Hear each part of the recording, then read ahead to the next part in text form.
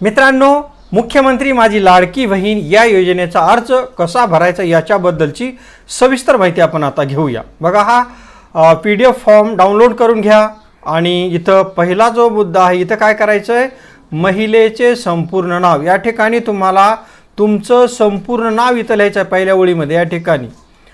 त्याच्यानंतर महिलेचे लग्नापूर्वीचे नाव इथं काय करणार आहात तुम्ही, महिला जी फॉर्म भरते त्या महिलेचं लग्नाच्या अगोदरचं नाव तिथं लिहायचं आहे।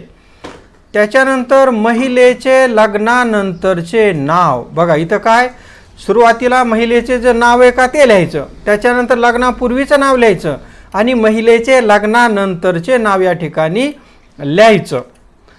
त्याच्यानंतर जन्मदिनांक, इथं तुम्हाला जन्मदिनांक लिहायचा आहे। इथं महिना, तारीख, महिना आणि वर्ष इथं तुम्हाला लिहायचं आहे। त्याच्यानंतर अर्ज करणाराचा जो संपूर्ण पत्ता आहे तो तुम्हाला या ठिकाणी लिहून काढायचा आहे। संपूर्ण पत्ता जसा तुमच्या आधार कार्डवर दिलेला पत्ता आहे तो इथं तुम्हाला लिहून काढायचा आहे 2 ओळीमध्ये। त्याच्यानंतरचा जो पुढचा चौथा मुद्दा आहे, या ठिकाणी जन्माचं ठिकाण तुम्हाला नोंदवायचं आहे। जन्माच्या ठिकाणामध्ये पहिल्यांदा आहे इथं जिल्हा लिहून काढायचा। त्याच्यानंतर तुम्ही ज्या गावात राहत आहात ते गाव लिहायचं किंवा शहर असेल तर शहराचं नाव लिहायचं। त्याच्यानंतर ग्रामपंचायत, नगरपंचायत, नगरपालिका जो काही तुमचा इथं भाग असेल तो इथं लिहून काढायचा। ग्रामपंचायत म्हणजे गावाचं नाव, नगरपंचायत गावापेक्षा मोठी असते किंवा नगरपालिका। आणि इथं तुम्हाला पिनकोड जो आपला 6 अंकी पिनकोड असतो गावचा तो पिनकोड इथं लिहायचा आहे। 5व्या क्रमांकाला तुम्ही लिहिणार आहात तुमचा चालू असलेला मोबाईल नंबर, इथं 10 अंकी मोबाईल नंबर तुम्ही लिहिणार आहात। त्याच्यानंतर 6वा मुद्दा आहे आधार कार्ड, इथं तुम्हाला जो आपला 12 अंकी आधार कार्ड असतो तो 12 अंकी आधार कार्ड नंबर या ठिकाणी लिहायचा आहे। त्याच्यानंतर पुढचा जो मुद्दा आहे 7वा मुद्दा काय बघा, शासनाच्या इतर विभागामार्फत राबविण्यात येणाऱ्या आर्थिक योजनेचा लाभ घेत आहात का, हा मुद्दा अतिशय महत्त्वाचा आहे। हा मुद्दा आवश्यक लिहावा। जर तुम्ही घेत असाल तर होय लिहायचं, नसेल तर नाही। आणि दरमहा किती रक्कम घेत आहात ते असल्यास दरमहा रक्कम या ठिकाणी तुम्हाला लिहायची आहे। तसंच 8वा मुद्दा जो आहे तो वैवाहिक स्थितीचा मुद्दा आहे, ज्याच्यामध्ये विवाहित म्हणजे तुमचं जर लग्न झालेलं असेल तर याला राईट करा, घटस्फोट म्हणजे डिव्होर्स झालेला असेल तर या दुसऱ्या मुद्द्याला राईट करा, विधवा म्हणजे जर पती निधन झालेलं असेल, पतीचं निधन पावलेलं असेल तर विधवा, परित्यक्ता आणि निराधार। परित्यक्ता म्हणजे जर परित्यक्ता आणि निराधार ज्याला कुठलाही आधार नाही। त्याच्यानंतर 9वा अतिशय महत्त्वाचा मुद्दा आहे, अर्जदाराचे बँक खाते असलेल्या बँकेचा तपशील इथं लिहायचा आहे। इथं काहीच लिहायचं नाही। 1 नंबरला तुम्ही लिहायचं तुमच्या बँकेचं नाव जर स्टेट बँक ऑफ इंडिया असेल तर ते इथं लिहायचं state, STATE, state bank, state bank of India म्हणजे तुम्हाला बँकेचं नाव लिहून काढायचे, तर बँकेचं नाव, बँकेचे पूर्ण नाव।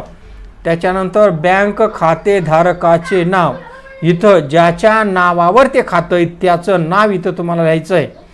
त्याच्यानंतर अतिशय काळजीपूर्वक पुढचा जो मुद्दा आहे तो बँक खात्याचा आणि ते बँकेच्या खात्याचा नंबर काळजीपूर्वक। आणि बघा IFSC जो कोड असतो तो इथं व्यवस्थित लिहून काढायचा। एवढी माहिती झाल्यावर पुढचा जो 10वा मुद्दा आहे 10 क्रमांकाचा, आपला आधार क्रमांक बँक खात्याला जोडलेला आहे का, जोडलेला असेल तर होय लिहायचं, नसेल जोडलेला तर नाही। 11वा मुद्दा आहे नारी शक्ती प्रकार।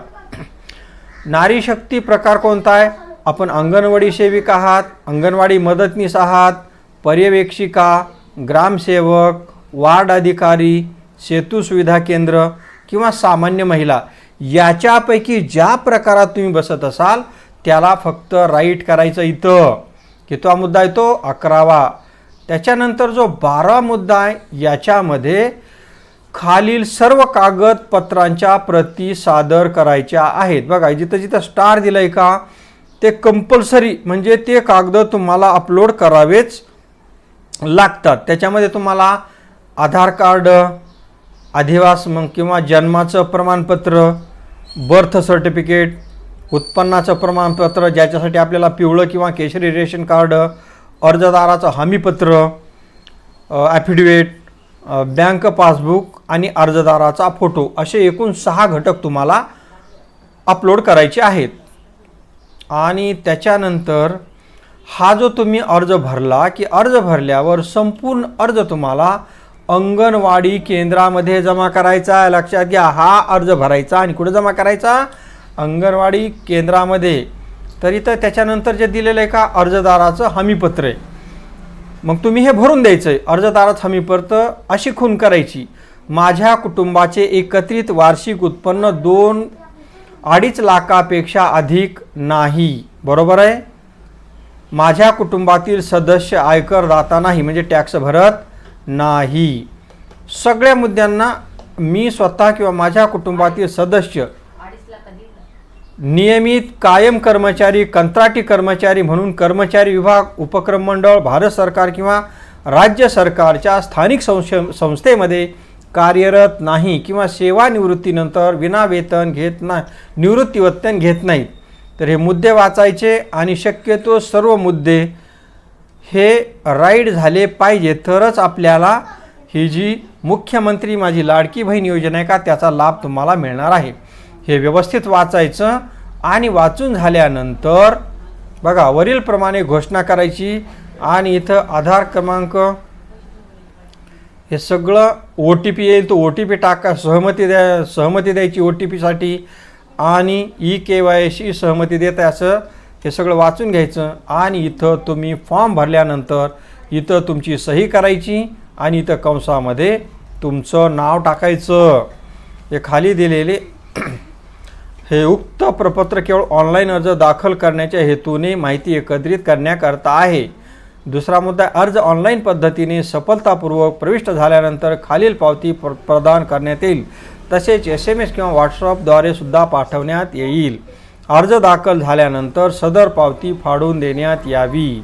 हे कार्यालयीन कामकाजाकरता तुम्हाला याची पावती फाडून मिळेल. आणि अर्ज स्वीकारणारानं इथं तुम्हाला सही द्यायची आहे. इथं तुम्ही सही करायची नाही.